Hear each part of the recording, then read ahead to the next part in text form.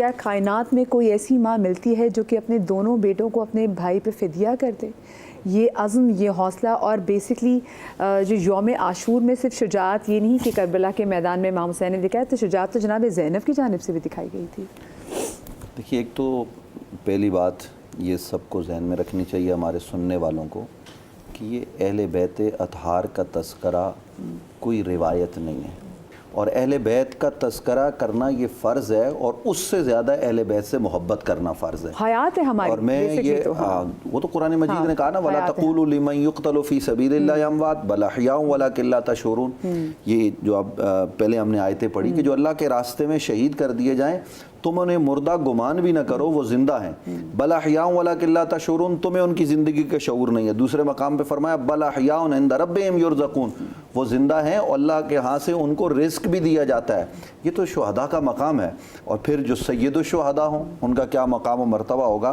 تو میں کہنا یہ چاہ رہا ہوں کہ جو اہل بیت اطہار ہیں ان سے محبت کرنا فرض ہے، جیسا کہ نماز فرض ہے ویسے اہل بیت سے محبت فرض ہے، لیکن فرق ہے نماز اپنے وقت پر فرض ہے اور اہل بیت نبوت سے ہر وقت محبت کرنا فرض ہے۔ تو اس بات کو ہمیں سمجھنے کی ضرورت ہے۔ باقی آپ نے جو کہا کہ سیدہ طیبہ حضرت زینب، تو وہ بیٹی کس کی ہے؟ وہ نواسی کس کی ہیں؟ ان کی رگوں میں خون کس کا ہے؟ تو جب یہ اتنی ساری چیزیں خاندانی طور پر مل رہی ہوں، ان کی تربیت کس نے کی؟ تو پھر انہوں نے وہی کردار ادا کرنا تھا جو کردار ان کو ادا کرنا چاہیے، اور وہ انہوں نے کر کے دکھایا ہے۔ کہ وہ کسی نے کہا نا کہ کربلا دو باب است، یکے حسین رقم کردن دیگر زینب، کہ ایک باب تو حضرت امام حسین نے مکمل کیا کربلا میں۔ اگر کربلا کے بعد سیدہ زینب جرت بہادری نہ دکھاتی تو شاید کربلا کا جو سبق آج ہے وہ اس صورت میں نہ ہوتا۔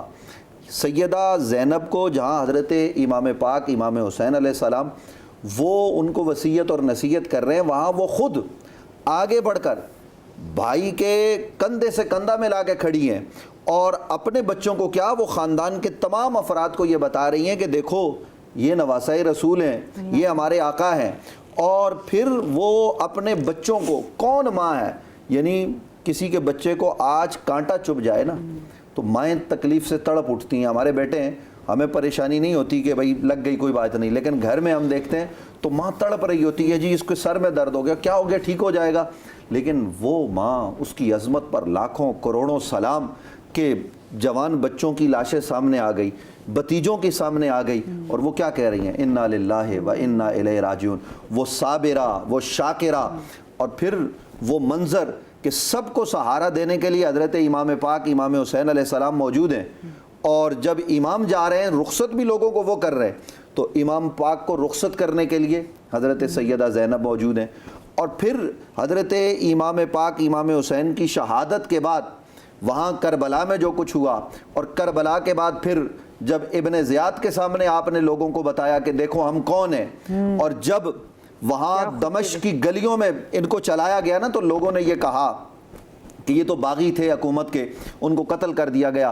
لوگ چھتوں پہ چڑھ کر اس جلوس کو دیکھتے تو سیدہ طیبہ حضرت زینب لوگوں کو بتاتی کہ ہم باغی نہیں ہیں، بلکہ ہم رسول کے گھرانے کے لوگ ہیں، انہوں نے یہ ظلم کیا ہے۔ اور دربار یزید میں کھڑے ہو کر حضرت سیدہ زینب نے، آج حکمرانوں کے خلاف بات نہیں ہو سکتی، لوگ نہیں کر سکتے، کوئی ظالم حکمران ہو، آج امریکہ کے خلاف بات کریں لوگ نہیں کر سکتے، لیکن سیدہ زینب نے کسی میڈیا کے چینل پر نہیں، کوئی دور دراز علاقے میں نہیں، یزید کے دربار میں کھڑے ہو کر اس کو بتایا کہ ہم کون ہیں، تو کون ہے۔ اور پھر ان کے خطبے شروع تھے، اور پھر جناب امام زین العابدین جب بولنے لگے تو اس نے کہا اذان دے دو۔ تب انہوں نے کہا کہ جو اذان دے رہے ہو نا، یہ محمد الرسول اللہ جو کہا گیا ہے یہ تمہارے نہیں، یہ ہمارے نانا ہے، یہ ہمارے جد اعلیٰ ہیں۔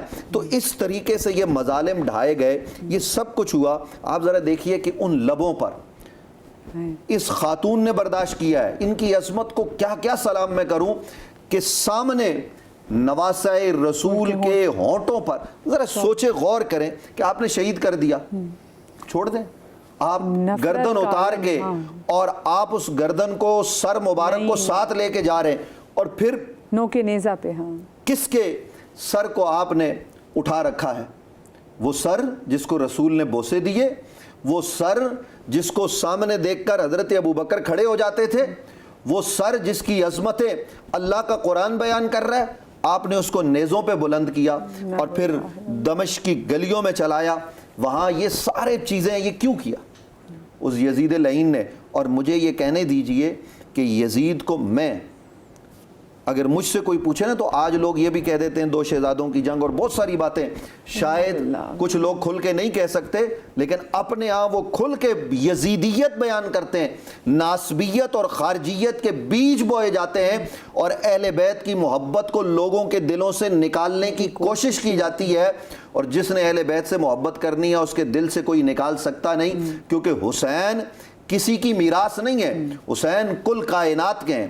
تو حسین ہو یا حسن ہو یا پورا خاندان نبوت، ہم تو ان کے پاؤں میں آنے والے ریزوں کے برابر نہیں ہیں، ریت کے ذروں کے برابر نہیں ہیں، ہم ان پر قربان ہو جائیں. لیکن یہ محبتیں ختم نہیں ہوتی. لیکن آج یزیدی فکر، یزیدی سوچ موجود ہے، اس زمانے میں بھی موجود تھی، ہر طرح سے موجود ہے، ظلم کی صورت میں، ہر صورت میں. لیکن حضرت سید الشہداء سیدنا امام حسین رضی اللہ تعالیٰ عنہ نے وہ قربانی دے کر آنے والے ادوار میں وہ قوم تیار کر دی ہے کہ اب وہ ظلم کے خلاف کھڑی ہوگی اور ظلم کی آنکھوں میں آنکھیں ڈال کر بات کرے گی. عورتیں اگر کریں گی تو ان کو سیدہ زینب نظر آئیں گی، مرد کریں گے تو ان کو کربلا کے لوگ نظر آئیں گے، حضرت سید الشہداء کے صاحبزادے حضرت امام زین العابدین نظر آئیں گے. اور یہاں یہ بات بھی میں ناظرین کی خدمت میں اس لمحے رکھنا چاہتا ہوں کہ ذرا سوچئے، غور کیجئے کہ اس پورے خاندان پر یہ قیامت بپا ہو گئی. اس قیامت کے بعد بھی وہ مدینے آئے تو اہل مدینہ نے ان سے کہا کہ ہم اٹھ کے جہاد کریں گے. حضرت امام زین العابدین نے کہا مجھے کچھ نہیں کرنا. اہل مدینہ کھڑے ہو گئے، انہوں نے قیام کیا، وہ بغاوت نہیں تھی. میں اس لیے جملے کہہ رہا ہوں کہ میں اپنی ذمہ داری پر یہ بات کر رہا ہوں، کائنات کا بدترین کافر کوئی ہے تو وہ یزید ہے، کیونکہ ایک آدمی کافر ہوتا ہے اور جب وہ اسلام قبول کر کے لا الہ الا اللہ محمد رسول اللہ پڑھ کر وہ دائرہ اسلام میں داخل ہو جائے تو وہ مسلمان کہلاتا ہے. لیکن اس کے بعد اگر وہ اسلام سے نکل جائے تو وہ مرتد کہلاتا ہے. یہ مرتد سے بھی زیادہ بدترین انسان تھا. اس لیے ہمیں میں صرف یہ بات عرض کرنا چاہتا ہوں، یہ پیغام دینا ہے کہ دیکھیے، آئیے جڑ جائیے اہل بیت نبوت سے. کون کیا ہے، وہ کس انداز میں ذکر حسین کرتا ہے، اس کو چھوڑیے، آپ اپنا انداز اختیار کیجئے. میں یہ صرف کہنا چاہتا ہوں، آج کے دن آپ نہیں جا رہے جلوس میں جانا فرض نہیں، لیکن کم از کم اپنے گھر میں اور لوگوں اپنے بچوں کو بٹھا کے آج بعد نماز جمعہ بٹھا کر آپ اپنے بچوں کو تو یہ درس دو کہ حسین کون ہے. اہل بیت اطہار سے محبت، ان کو بتاؤ کہ اہل بیت کے بچے کس طریقے سے کربلا میں شہید ہوئے، تو ان کے سامنے کربلا بیان کرو، گھر میں کرو. شاید ہمارا بھی مقصد یہی ہے کہ ہم جو آج یہاں پہ بیٹھے ہیں اور وہ جو مقصد امام حسین کا بیان کرنا، ہم جو جناب زینب کے والے سے، ان کی فضیلت کے والے سے بات کر رہے تھے، تو کفا شام کے دربار میں جب وہ جوش میں آئی ہیں اور جب بی بی نے خطاب کیا ہے تو وہاں پر ایک ضعیف شخص جو نابینا بیٹھا تھا، تو انہوں نے کہا کہ کیا دربار میں علی آ گیا ہے.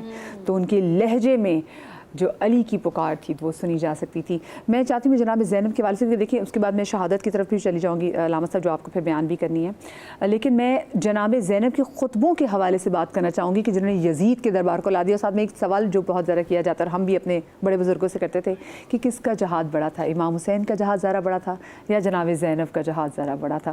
یہ سوال ہو سکتا ہے، مجھے یہ ساتھ میں ڈر بھی ہے تقی بھائی کہ کہیں ایسا نہ ہو کہ کسی زمرے میں نہ آ جائے کہ میں ڈس رسپیکٹ کر رہی ہوں. لیکن جہاد کس کا بڑا تھا، ہم کس کا بڑا جہاد دیکھتے ہیں؟ امام حسین کا بڑا جہاد دیکھتے ہیں جو خود اپنے عزیز وقار اپنے اصحاب کے لاشیں اٹھا کے گنج شہیدان سے لے کر آئے ہیں، یا جناب زینب جنہوں نے سب کچھ دیکھا، مقتل میں اپنے بھائی کا گلا کٹتے ہوئے بھی دیکھا اور اس کے بعد کوفہ اور شام کے بازاروں میں تمام تر مناظر اپنی آنکھوں سے دیکھے؟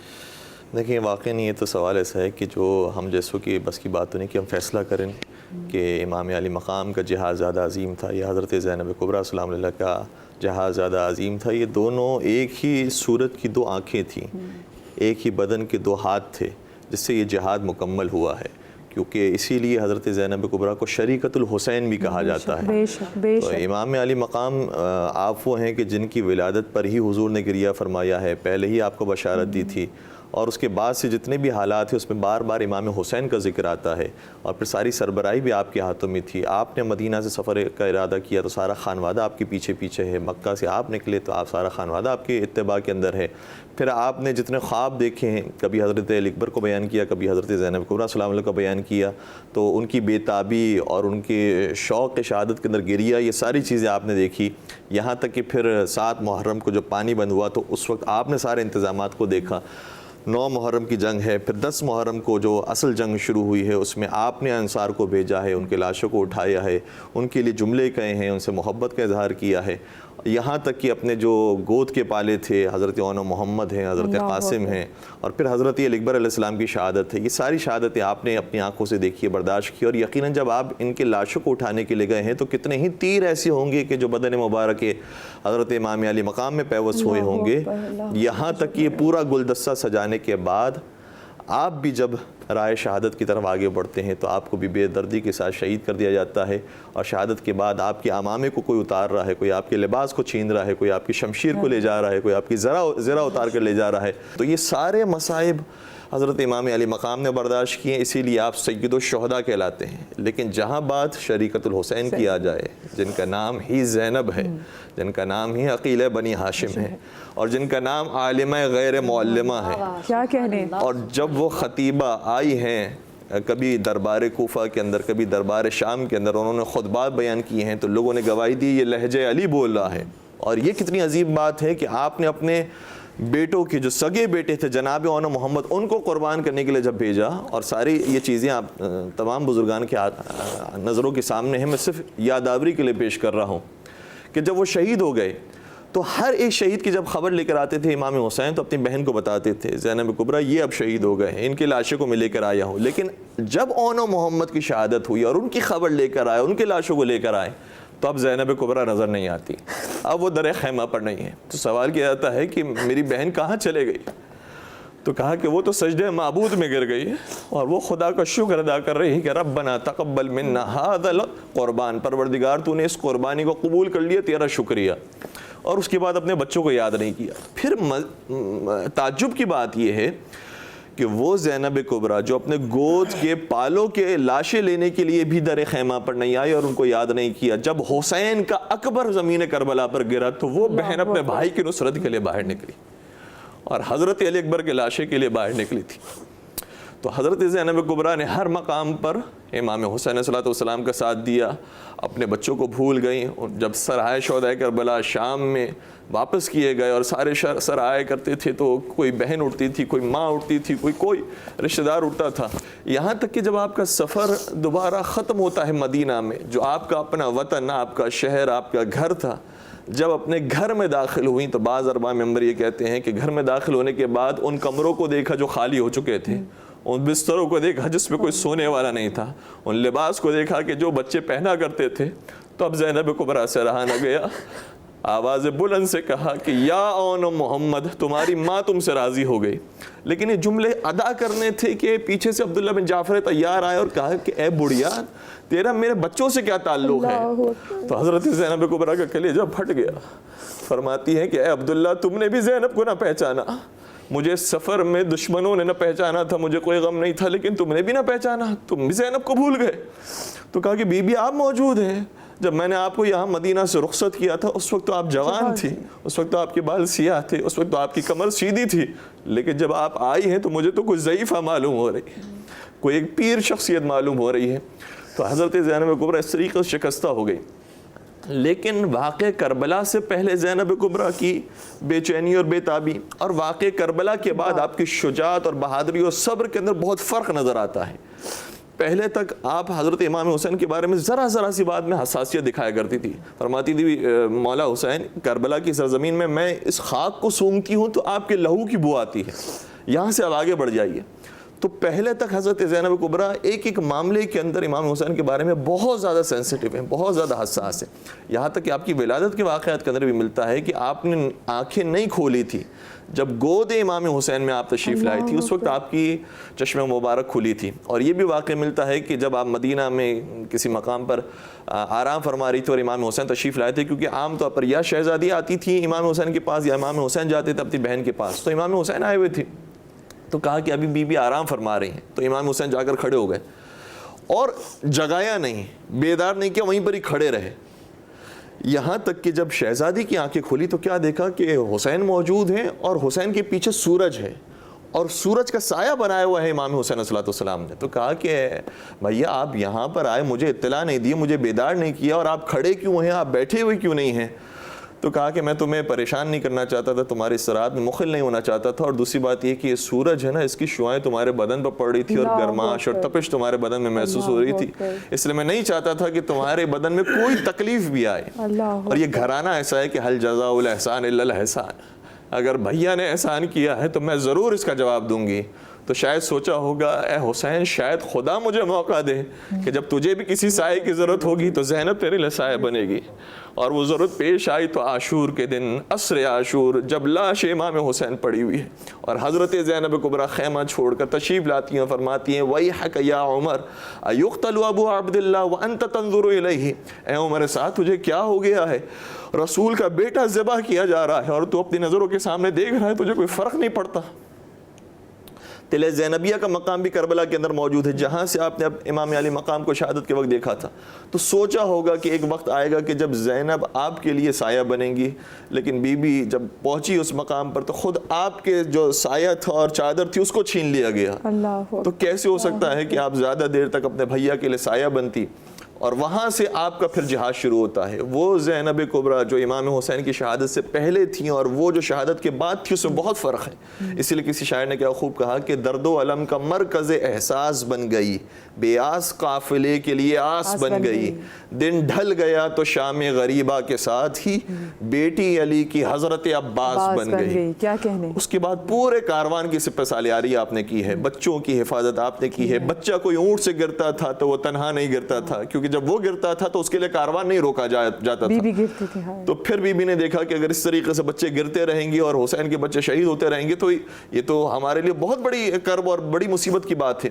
تو اب اگر کاروان نہیں رکتا تو میرے لیے تو کاروان رکے گا. اس لیے جب بچہ گرتا تھا تو صرف وہ بچہ نہیں گرتا تھا, زینب کبریٰ بھی اونٹ کی بلندی سے گرتی تھی. اور ذرا تصور فرمائیے گا کہ اونٹ کی بلندی سے انسان کا عام حالت میں گرنا بھی بڑا سخت ہوتا ہے. ایک خاتون, اور وہ خاتون کہ جس نے گھر سے باہر قدم نہ نکالا ہو, اور پھر اس خاتون کے ہاتھوں کو پس گردن باندھا گیا ہو, اور اس لہو لہان کیفیت کے زخمی حالت کے اندر جب وہ اپنے آپ کو اونٹ سے گراتی تھی تو ہاتھوں کا سہارا نہیں لے پاتی تھی, ماتھے کے بل زمین کربلا پر گرتی تھی, لہو لہان ہوتی تھی, لیکن حسین کے بچوں کو بچاتی رہی. اور اس طریقے سے پورے کاروان کی سپہ سالاری کرتے ہوئے آپ نے کوفہ اور کوفہ سے شام کا سفر اختیار کیا.